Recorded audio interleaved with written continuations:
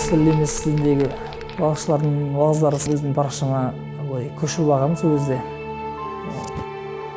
Сол оның ол кезде заңға қайшы екенін білмеген, сол 5 жыл мерзімге срок берді.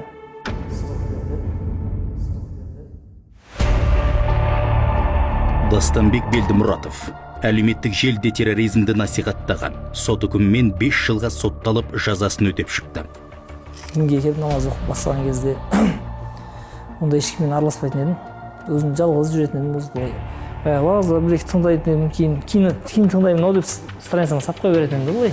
Біреудің мысалы үшін страницаңа келіп қалсам, уағыз тұрған болса, уағыздар болса, соны белгілеп страницаңа тастап қоя бердім. Кейін көремін ау дегендей бір 100 шақты ма сондай уағыз бар еді.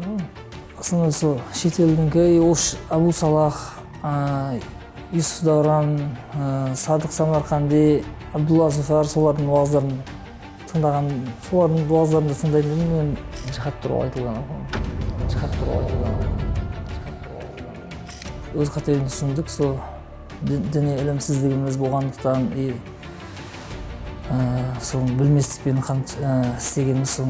2017 жыл күзде ұсталғам, одан кейін 2018-де срок алдық. Өзім сол мемлекетіміз осы заңмен соларды қате деп білген уағызшыларды тыңдамауды айтамын. Соны осы радикалды уағызшылардың уағыздарын тыңдамауға жастарды шақырамын.